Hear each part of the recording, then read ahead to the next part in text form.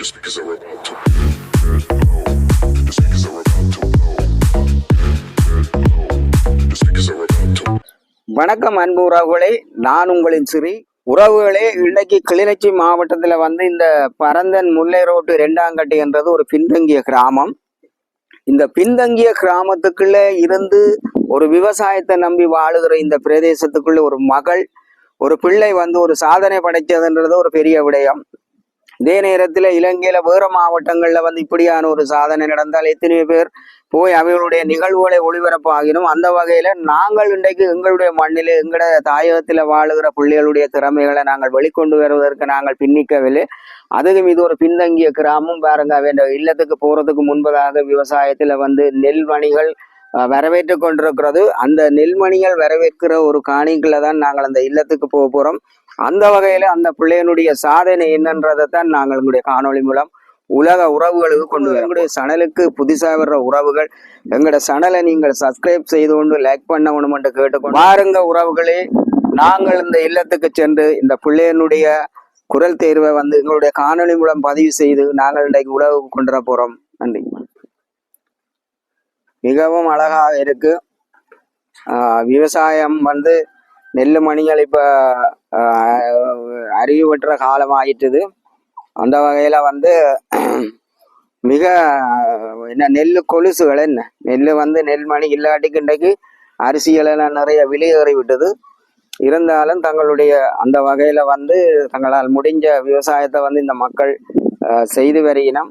இடையில வெள்ளை அனர்த்தங்கள் ஏற்பட்டது.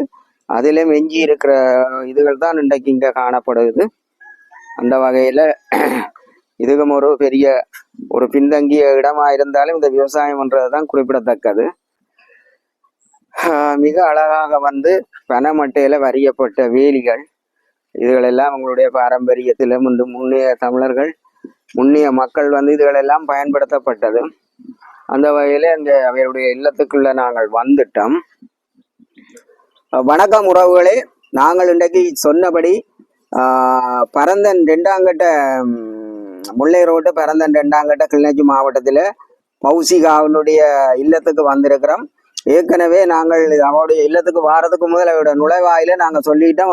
ஒரு மிக அருமையான குரல் வளம் இருக்கிறது. அந்த குரல் வளத்தை கொண்டு எங்களோட தாயகத்திலும் சரி உலகெங்கிலும் வாழக்கூடிய மக்களை கவர்ந்து இழுக்கக்கூடிய மாதிரியான சிறிய வயதிலே ஒரு செய்தி திறமைகள் எல்லா வளங்களும் அவாட்ட இருக்கு. ஆனா அவாவுக்கு என்னென்ன திறமைகள் இருக்கிறதோ, என்னென்ன விடயங்கள் இருக்கிறதோ, அவ எந்த காலம் எப்படியெல்லாம் தொடங்கினவான்றதை நாங்கள் எங்களுடைய உறவுகளுக்கு கொண்டுருவோம். அந்த வகையில நாங்கள் எங்களோட மண்ணிலே இருக்கிற திறமை வாய்ந்த, திறமை இல்லாத எல்லா கலைஞர்களையும் உள்ளடக்கி நாங்கள் நாடக கலை, பாடசாலை நிகழ்வுகள், மற்றது பாடல்களுக்கு நடித்து நாங்கள் அதுகளை வீடியோ காணொளி மூலம் வெளியீடு செய்கிறோம். அதே போல பின்தங்கிய நிலையில வாழுகிற எமது மக்களுடைய எங்களுடைய கலை திறமைகளை வெளியில கொண்டாந்து எங்களோட மக்களுக்கு ஒரு விழிப்புடலை செய்து வார வரிசையில தான் இன்றைக்கு நாங்கள் பௌச்சியாவுடைய இல்லத்துல நாங்கள் நேர்காலம். வணக்கம் தங்கச்சி. வணக்கம். நாங்கள் இன்றைக்கு உங்களுடைய பெரிய ஒரு பிரபலிக்கமான ஒரு ஊடகத்துறையின் ஊடாக உங்களுடைய குரல் தேர்வுகளை நாங்கள் அதுல பார்த்திருந்த நாங்கள். அந்த வகையில நீங்கள் இந்த ஊடகத்துறைகள், அதாவது இலங்கையிலே ஒரு பிரபலிக்கமான ஊடகம், இலங்கையில ஒரு பிரபலிக்கமான ஊடகத்துல நீங்கள் அதுல உங்களுடைய குரல் தெரிவை வெளிப்படுத்தி இருந்த நீங்கள். அப்ப அந்த குரல் தெரிவுக்குள்ள நீங்கள் போறதுக்கு, உங்களுடைய அந்த ஊடகத்துறைக்குள்ள போறதுக்கான இப்படி உங்களுக்கு இந்த ஆசை வந்தது? எனக்கு சின்ன வயசுல இருந்தே ஆசை இருக்கு. நான் இப்படி எனக்கு செய்தியாளரா வரத்தான் எனக்கு விருப்பம். சின்ன வயசுல இருந்தே எனக்கு விருப்பம். அதனாலதான் ஒரு போட்டிக்கும் போனதில்லை. ஸ்கூல்ல, கோயில்ல எங்கேயாவது போகும்போது ஏதாவது அறிவிக்கிறது அப்படி ஏதாவது செய்வேன், சின்ன சின்ன விஷயங்களா. அப்ப பிறகுதான் நான் யாழ்ப்பாண நல்லூர்ல தான் ஒரு போட்டி நடந்தது. அந்த போட்டியில தான் நாங்க பங்கு பெற்றி அதுல ஈடுபட்டேன். நான் உங்களுடைய அந்த நல்லூருக்குள்ள நீங்கள் போறதுக்கு முதலே நீங்கள் ஆரம்பங்களே சாதாரணமா உங்களோட பாடசாலை வாழ்க்கையில, இப்ப பாடசாலை கல்வி செயல்பாடுகள்ல இருக்கைகளே உங்களுக்கு அந்த குரல் தெரிவுகள் உங்களுக்கு அந்த இதுல அப்ப நீங்கள் சிறு வயது முதல் உங்களுடைய குரல் வளங்களை அதிலே இருந்தே நீங்கள் பயிற்றுவிச்சு கொண்டு வந்திருக்கிறீங்க. இப்ப என்னென்ன திறமைகள், என்னென்ன போட்டிகளுக்கு நீங்கள் போயிருக்கிறீங்க? சின்ன வயசுல இருந்து பேச்சு போட்டிக்கு போவேன், கவிதை போட்டிகள், அதுக்கு பிறகு ஸ்கூல்ல காலம பிரேயர் நடக்க இல்ல செய்தி வாசிக்கிறேன், செய்தித்தாள் வாசிக்கிறது தானே, அதுல அந்த செய்தி எல்லாம் வாசிக்கிறேன் நான். இப்படி எல்லாம் போயிருக்கிறேன். இன்றைக்கு வந்து நிறைய துறைகள் இருக்குது, ஒவ்வொன்றுக்கும் ஒவ்வொரு துறைகள் இருக்கு, ஒவ்வொரு திறமைகளை கொண்டு வர்றதுக்கான ஒரு துறைகள் இருக்கேக்க நீங்கள் அப்படி இருக்கேக்க எப்படி நீங்கள் இந்த ஊடகத்துறைக்குள்ள வந்து நீங்கள் இப்படி ஊடகத்தை நீங்கள் தெரிவு செய்த? நீங்கள் ஊடகம் போகணும் சின்ன வயசுல இருந்து இப்படி ஆசைப்பட்டதுனாலதான் இப்படி ஒரு வாய்ப்பு கிடைச்சதுனால அதை பயன்படுத்தி தான் நான் இப்படி வந்தேனா. சிறு வயது கனவு நிறைய நாளாவே இருந்து கொண்டிருந்தது, அதை நீங்கள் வெளிக்கொண்டு வந்திருக்கிறீர்கள். அது அடிப்படையில தான் நீங்கள் குரல் தெரிவுக்கு போயிருக்கிறீங்க. அடுத்த கட்டமா வந்து நீங்கள் உங்களை இப்ப ஊடகத்துக்குள்ள வந்துட்டீங்க. ஊடகத்திலே எப்படிப்பட்ட ஒரு ஆளா நீங்கள் வரவணும்ன்றதை நீங்கள் விருப்பம் கொண்டு இருக்கிறீங்க? ஊடகத்திலயும் நிறைய துறை இருக்கு, அதுல எனக்கு ஒரு செய்தியாளரா வரத்தான் எனக்கு விருப்பம். செய்தியாளரான்னு சொல்லுங்க. நீங்கள் செய்தியாளரா வரவணுமா அல்லது செய்தி வாசிப்பாளரா வரவணுமா? செய்தி வாசிப்பாளரா. செய்தி வாசிப்பாளரா கட்டாயம். அப்ப அது உங்களுடைய ஆசையும் எண்ணமுமா இருக்கிறது. அப்ப அந்த எண்ணங்கள் இதுகள் வந்து நிறைவேற பட்சத்துல உங்களுடைய தருணங்கள் எப்படியா இருக்கும்? உங்களுக்கு செய்தி வாசிப்பாளரா ஒரு ஊடகத்தை எந்த ஒரு ஊடகத்துக்குள்ளே நீங்கள் போக தயாரா இருக்கிறீர்கள் என்றதான் நீங்க சொல்ற. இப்ப உங்களுக்கு அப்படி ஒரு சந்தர்ப்பம் கிடைக்கிற பொழுது உங்களுடைய செய்தி வாசிப்பு திறமையை நீங்கள் எப்படி கொண்டு வருவீங்க? அது எங்களோட ஊடகத்துக்குள்ளாலே ஒரு வாசிக்க முடியுமா? வணக்கம். செய்திகளினூடாக இணைந்து கொள்ளும் நான் பவுல் சிகா சத்தியசீலன். கிளிநொச்சி மாவட்டத்தின் A35 பிரதான வீதியில் 10ஆம் மைல்கள் பகுதியில் அமைந்துள்ள பிரதான பாலமானது 2000ஆம் ஆண்டு புனரமைப்பு பணிகள் ஆரம்பிக்கப்பட்டு கொரோனா பெருந்தொற்று காரணமாகவும் அத்தியாவசிய பொருட்களின் விலை அதிகரிப்பு காரணமாக இடைநடுவே கைவிடப்பட்ட நிலையில் காணப்பட்டது. கடந்த மாதம் வரை சம்பந்தப்பட்ட வீதி அபிவிருத்தி ஒப்பந்தக்காரர்களின் பொறுப்பில் இருந்த பாலத்திற்கான பாதுகாப்பு சமிக்ஞைகள் மற்றும் பாதுகாப்பு உத்தியோகத்தர் என்பனவற்றை கடந்த மாதத்தில் இருந்து முற்றுமுழுதாக அகற்றப்பட்டுள்ளது. அகற்றப்பட்ட பின்னர் எந்தவித பாதுகாப்பும் இன்றி பாதிக்கப்பட்ட நிலையில் பாலம் உள்ளது தொடர்பாக எந்தவித சமிக்ஞைகளோ மின் விளக்குகளோ பொருத்தப்படாத காரணத்தினால் கடந்த டிசம்பர் மாதத்தில் மாத்திரம் 3 விபத்துக்கள் இடம்பெற்றுள்ளதுடன் கடந்த 31ஆம் திகதி திருமலை மாவட்டத்தைச் சேர்ந்த இருவர் இவ்வீதியூடாக பயணிக்கும் பொழுது பழுதடைந்த பாலம் முன்பகுதியில் உள்ளது என அறியாத நிலையில் பாலத்தின் உட்பகுதியில் விழுந்து பரிதாபகரமாக உயிரிழந்துள்ளனர்.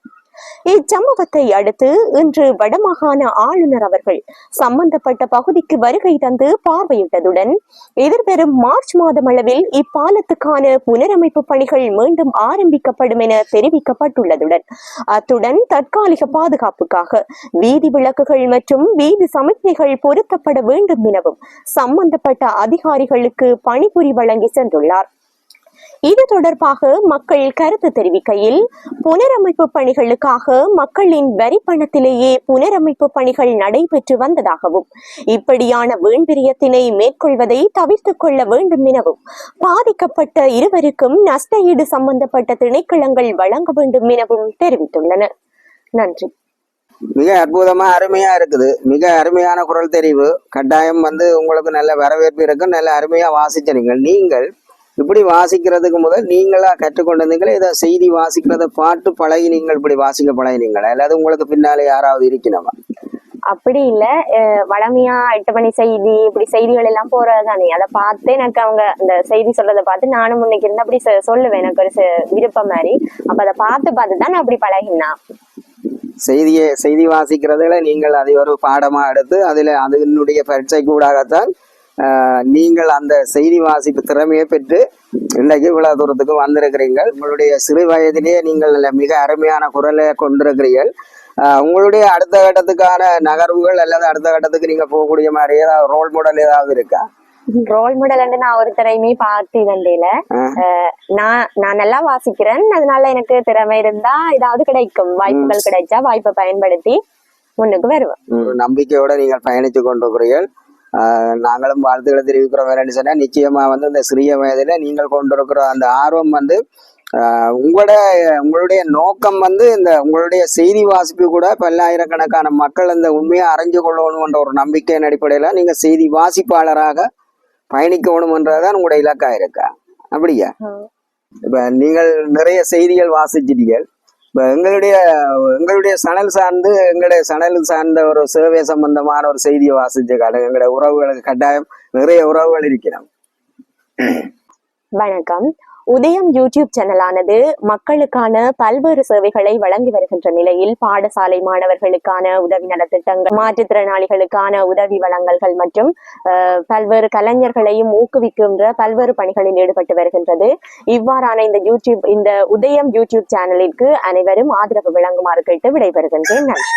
Super super super. மிக அருமையான சிறு வயது புள்ள, ஆனா மிக அருமையான குரல் பதிவோட இன்றைக்கு வன்னி பிராந்தியத்திலே, அது கிளிநொச்சி மாவட்டத்திலே போரின் வலிகளை சுமந்த ஒரு பிரதேசம். அந்த வகையில ஒரு பின்தங்கிய கிராமம். அது எழில் கொஞ்சம் நெல் மணிகள் கொண்ட ஒரு இடத்துக்குள்ளே வந்து தங்கச்சி வந்து தன்னுடைய குரலை வந்து உலகுக்கு கொண்டு வாரா. நிச்சயமாக உலகெங்கும் பார்த்து கொண்டு இருக்கிற எமது தாயகத்திலும் சரி புலத்திலும் சரி உறவுகள் இதற்கான ஆதரவை வழங்க வேண்டும். பார்த்து கொண்டிருக்கிற ஊடக நிறுவனங்கள் வந்து வாக்கான ஒரு சரியான வேலை வாய்ப்பு ஒன்றை ஏற்படுத்தி கொடுத்து இந்த பிள்ளையை வந்து வேலைக்கு அமர்த்தி அவருடைய வாழ்க்கை தரத்தையும் அவருடைய எதிர்கால சிந்தனைகள், அதாவது வந்து எதிர்காலத்தில் தான் ஒரு வாசிப்பாளராக செய்தி வாசிப்பாளராக வர வேண்டும் என்ற அந்த கனவை நினைவாக்கணும் என்று கேட்டுக்கொண்டு அத்தனை உறவுகளுக்கும் நாங்கள் நன்றி கூறி விடைபெறுகின்றோம். நன்றி, வணக்கம். மீண்டும் ஒரு பதில் காணொலி மூலம் சந்திக்கும் வரை உங்கள் அன்பின் சிறி. நன்றி.